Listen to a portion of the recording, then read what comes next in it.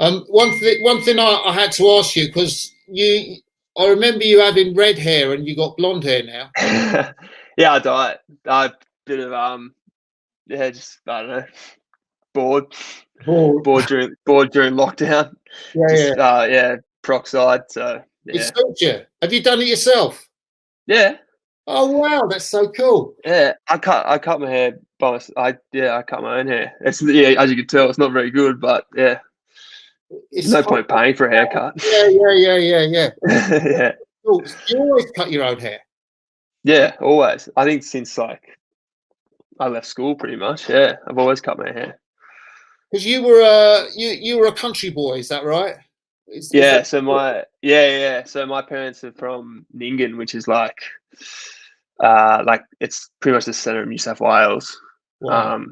But it's like 5 hours, but oh no, it's more than that. It's like 6 hours from Sydney. So if you drive like just inland, straight Yeah. inland from Sydney, yeah, Nyngan's there, and that's where I um grew up there. There and Burke were the two places I grew up. Yeah. So Burke's a little bit further out, but yeah, it's pretty much it's pretty red. Yeah, it's pretty country out there. But yeah, Oh, no. And then I just went to school and then started running. so you went to school at St Joseph's, Joey's? Yeah. So that's the same school as Spencer went to Joey's. Oh, Oh did yeah, it? yeah. Sarah, yes, I'm sure Sarah would have said it a few times on the Yeah, commentary. yeah, Yeah, yeah. that in Sydney Uni, I reckon. Um, Yeah, that gets more mentions. Pardon? Sydney Uni gets more mentions almost. Yeah, no, always Sydney Boat Club. So yeah, Spencer went to Joey's, and so did Jack O'Brien. But Spencer was 2 years above me, and Jack was. I think I was in year 12 and he was in year 7. Yeah. So but so yeah, I went to Joey's and then just I don't know, started rowing, You just and that was always it. good at rowing when you started? Um, I was always for my age group. I was in year 11. I was in the first but Joey's not is not a big rowing school. It's a Yeah. rugby school. Um, like rugby's the big thing there. Um, for my age group, I was probably like the top of the year, and then year 11, I was in the first 8 for a couple of weeks, and then got dropped out of that, and then but like in our Heather River, I think we came like 5th or something. So Yeah. off, not that good. And then I probably wasn't going to row. I was like, I don't know, didn't really. I was like more. I liked footy more at the time, Yeah.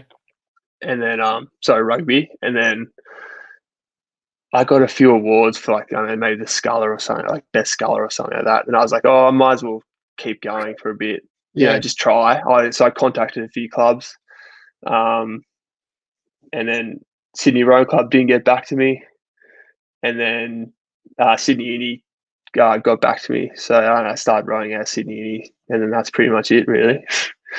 And I was like, yeah. So you were in the Australian 8 for the under-23s. How long? Yeah.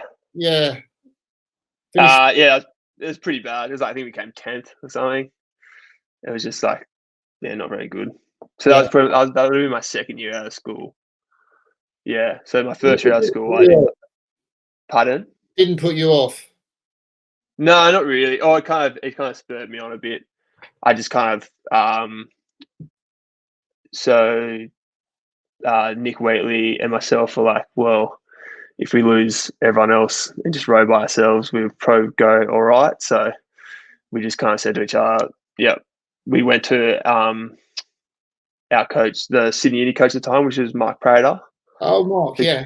Yeah, so he coaches the quad and stuff now. Yeah. We went to him and said, we want to be in the pair next year. Like, we were going to row the pair together. Because we didn't row the pair together domestically. We rowed with other people. And then after that result in 2013, we were like, yeah, no, we're rowing together. And then we kind of like formed a pair there. Then went to the under-23s in 2014. Yeah. So it didn't put me off. It kind of spurred me on. I was like, oh, we could probably go all right at this if we just row together. Yeah. Yeah. Did you have any role models in rowing when you were coming through, or in sport, or was it not like that for you? A little bit. It was more the people who I was rowing with. So it's probably always the person who I saw in my eyes who was like, so it was always like Matt Ryan was a big one when I was rowing, like starting to come up into the national stuff. He was like I don't know, I just thought he trained hard and he just like had a good approach to the sport. Kind of always kept it like happy and Yeah, not yeah. But then coming back here and it's like I don't know, maybe just like looking at other people in the squad. I think that's the good thing about being in the squad. You just like I look at Healy and Spencer and stuff, and you just like you watch how yeah, they do things, and you try and like. But no, it's never been like I don't know. I've never really idolized anyone no, and be like, oh, I want to be like that person. But I've always like looked at the people and like really trying to listen to their advice and watch how they do things and try and yeah. see if that works for me. You had a fantastic 2015. I know you were you just missed out on a gold in the pairs to the Italians, but you were in the final of the Worlds that year. And then, what sort of spaghetti is that? As we're talking, is that bolognese? Yeah, bolognese. Are you a Yeah, maestro at that? pardon? Are you? No. So there's 6 of us in our house in Canberra. Yeah, So I think Spencer cooked that, but no, it's good. yeah, It's pretty okay. good. Yeah. So No, yeah. So I'm trying to work out why you didn't go to Rio.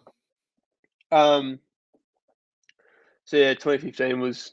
I think we lost the Romanians were the ones that beat us in Oh, the at Remain. B. So yeah, it was Giuseppe and Lotto beat us in 2014. Okay. Then we went to yeah. I'm not. I think there's a limited number of spots available. There's only 6 spots, and then the 8. I don't know. I think 2015 was a good year for us. We kind of we just rode the pair the whole time, and we really learned how to like move the pair quite well. And then I just think we forgot how to do that. Yeah. Like to be honest, yeah, I just think we kind of just dropped the ball a fair bit. Yeah, without going into it too much. Yeah, I just think we just forgot how to row together, kind of thing. During the trialing period in 2016. Yeah. So we didn't even get a spot in the 8. How tough was that for you? I mean, or frustrating, or whatever Yeah, word you put to it. I was done. I was done after that. Really? Yeah, it only lasted a month. I realized that it wasn't I just I was like after that I was like yeah I'm done. And then after about a month, What changed you? What drew you back? I'm really not sure. I just like I don't know. I just felt like I just could do more, kind of thing. I guess I felt like I could go better. I could do get a result. Yeah. Um, How old were you yeah. then? Hmm, we were at 23. No, yeah, 23 maybe or Oh 22. yeah. I can't. Yeah. No, it would have been 23, 23 or 24 around there. Yeah. No, 23. I was 23. Sorry, yeah, Yeah. 23. Yeah. So it was my first year in seniors. So 2015 was my last year of seniors. Sorry, Bs, and then 16 was my first year of like that I aged out. But yeah, then Sydney Uni were just like they did a trip to New Zealand. I went and did that, and then they did a trip to China, and I went and raced on that. Oh wow. And then yeah, so and then the next and then by the time that happened, the centres were starting up in September. So, there's only a couple of months where I wasn't rowing full time, but I was still training a fair bit. But So that's a pretty meteoric rise, from not making the team to being in a gold medal boat in 2017.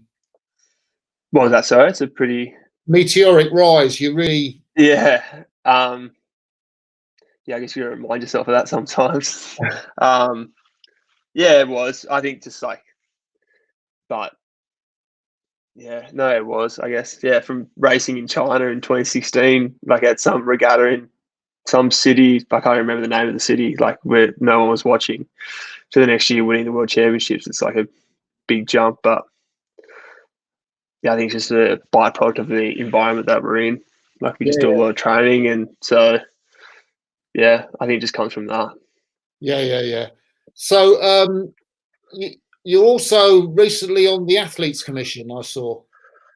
Yeah, so it's Cam Gerson, Dave Watts, and myself. Just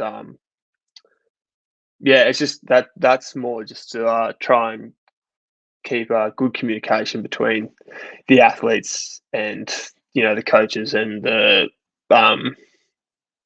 rest of like the high performance director and stuff. So it's just trying to keep that relationship and keep the lines of communication open and make sure that everyone feels like they're being heard, kind of thing. Yeah. What sort of issues do you get to deal with? Do people come and chat to you, or do you just pick up things from being around?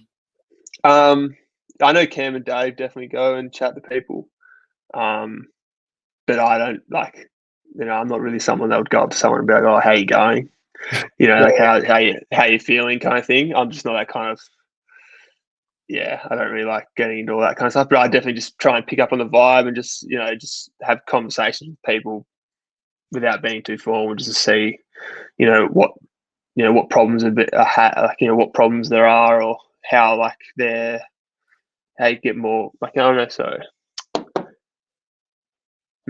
how they could, benefit from a change, or an issue that they have. It's more just about bringing up issues that the athletes have to the coaches or to the thing, really.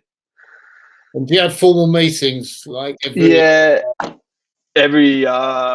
2 weeks at the moment? We sit down for about an hour, and just go through. It's just kind of like, oh, has anything come up in the last 2 weeks? And then we'll say, what if there have been any issues or anything that people might would like to see change, and then either Bernard or Ian will receive feedback from them on what they would like to see from us. So it's good. It's just trying to make sure the place is run smoothly and everyone's kind of wants to come in every day and train. So just trying to make the environment a bit better for everyone. Yeah. So what's kind of improvement since you've been in the squad? What's been your sort of improvement profile? What have you got better at? What are you working on now to improve? What sort of things are well, definitely my ergo scores have gotten better. I think before I came here, my PB was 59. So oh wow. Yeah, so it's dropped down a fair bit. I think everyone's really. I think that just comes from doing the amount of training that we do. How many kilometers might you do in an average week on the water? I was trying to work this out before. I think on the water, I include. So we do about two or three ergs a week, which are about 45 minutes each. And with that, and then the rowing, it's probably about 250 a week. That's heavy block. That's yeah. At the moment, it's not that at all. But if we were, if we were going overseas in 9 weeks or something, it'd be 250, upwards of 250 a week probably. Yeah. So I don't know if that's a lot, but yeah, it's just we're just used to it now. So. And how much of that's competitive, Jack, or is there anything you just go off and do by yourself, or is yeah, definitely. So in the morning you'll have a hard session, which will be competitive, and then the second row on the day might be also, but we also do a fair bit of we call it T1 rowing, where it's it's kind of a lower intensity, lower stroke rate. Just trying to work the technique kind of thing. Not really. It's not really competitive. It's, you should be able to talk while you're doing it kind of thing. Yeah, it's more of a technique kind of. But we do a fair bit of just technique and just just that T1 kind of paddling. But yeah, early in the year though, when we're all in singles or something, it's side by side. Oh really? 20K, just flat out, rate 20, just flat out kind of thing. Yeah, so and that's it's good. I was, I said I was going to ask you what your favourite training session and your least favourite training session was. Um, we do these. I don't know. Yeah, right. We do these pieces that are like 10 minutes long, and it's kind of like the rates range between 20 and like 26. In the single, it's my favorite. That's my favorite session Oh, really? because Why? yeah, just I don't know. It just 20 in the single. 26 is almost my race rate. So, and well, about 30 is my race rate in the single. So 26, I can get a good get some good speed on there.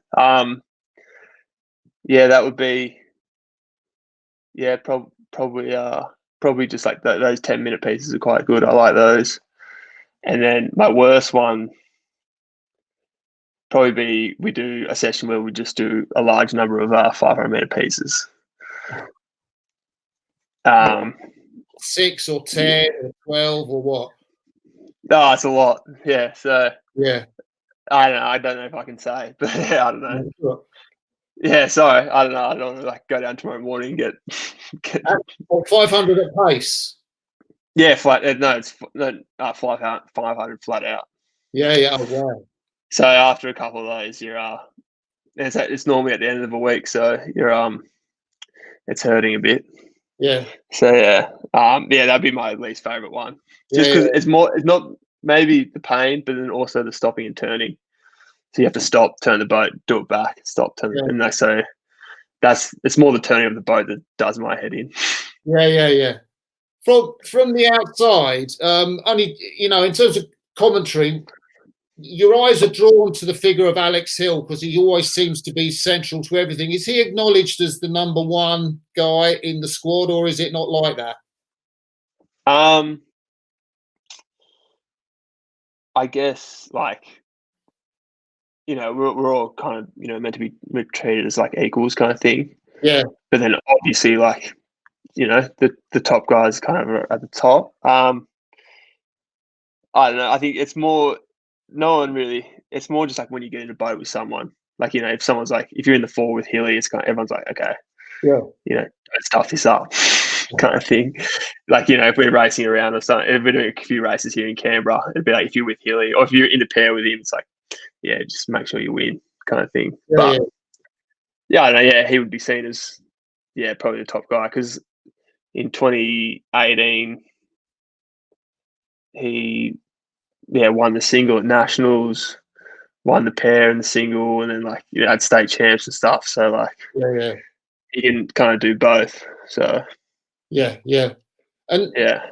so, and just look, do you look out other crews that you race in the world championships and crews that you admire, or you think, oh, they run really well, or I like the way the Dutch rode that Dutch quad last year. We always talk about that quad. what It's what not really. what did you like about it? It looked like they're doing nothing. I really like that. It's like we always say that's how it should look. Like Yeah, the boat should just go faster without actually looking like it is going faster. yeah, But no, that Dutch quad was really nice to watch. Same as their 8. And probably those. Yeah, the Dutch. I really like the way the Dutch rode. Everything was quite relaxed and long. So I know. And when the Dutch 8 hit it, it's great, but they're kind of a little bit. The consistency of the Dutch 8 is not their strongest suit. yeah, they nailed it last year at Worlds. Yeah, So they I know it's something they've got to work out for themselves. I guess yeah, how they can stay consistent from from year to year and regatta to regatta. Because some regattas they're up there and some they're a bit off the pace. So and do you think it's good for you that you didn't have the world championships you wanted last year? Are you more hungry for the Olympics as a result? Does it take the pressure off you in terms of going in as triple world champions?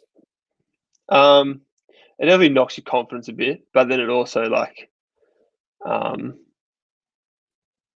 it definitely did knock my confidence for the first half of the season last year, and then I'd better definitely, maybe train a lot harder. Yeah, It's like that was, from going from the 2 years prior where like you feel like you're untouchable to getting a good kick in the teeth. yeah, Yeah, it definitely makes you a lot more. It definitely made me a lot hungrier. It has for a lot of people around here. Even like the rest of the boats, like the 8, definitely that they didn't get the result they wanted. Same with the quad and like the yeah, double and stuff. So I did like, it would have been nice for all of us to win medals and stuff. But it's definitely, kicked us into gear a bit more. yeah, yeah, yeah. And in terms of pressure, I think I don't know. It's always I think there's always pressure's good. Yeah, It like makes you it makes you train harder. Like yeah, yeah. so, I think pressure's a good thing. Jack, you've been an absolute star to talk to. I've just got one more question, really, which you kind of might have answered already. So, what's your ideal day off rowing? Multiple days off, I reckon. No, my ideal day off. Oh, I guess I got to say I'd hang out with my girlfriend. I probably should say that. Yeah, well done. Yeah. I don't know. Probably just like go down the coffee. Like we live in a nice area in Canberra here, so just go down and have a good breakfast down there, and probably take the dogs out for a run. Or we don't really get up too much. So yeah, probably just go out and get a nice coffee in the morning, and then just relax for the rest of the day. Yeah, Can't say too much. Yeah, Canberra's hasn't got a lot to offer, but that's probably about it. yeah, yeah, yeah, yeah. Yeah. Well, Jack, it's been an absolute pleasure to talk to you. You've been such a great guy, very, very forthcoming, not too forthcoming as well. So you've definitely kept a few. Well, I just don't want to go down tomorrow morning and Ian being like, "Why'd you tell everyone what we do for training?" So I Yeah, thought, I thought I might just keep a few things. I think I think I was a bit better than the British. You ask some of those blokes what their erg scores are, they won't tell you. Like they're like, "No, can't say." Like, no, which is kind of. I kind of really like the way Eric Murray, he was so forthcoming with what he was doing on the ergs. yeah, It was very motivational, just being involved with rowing to see what that was. yeah. Or like, as I said, it doesn't worry me if someone knows that I do a 5:47. Yeah, yeah, Like, it's just it doesn't really matter if you can't do it on the water. Then who cares? Like, yeah, yeah. yeah. But no, I try to keep something secret, I guess. Okay. Yeah. Right. So, Jack Hargreaves, thank you very much. You've been an absolute star. Thanks, man. Bye.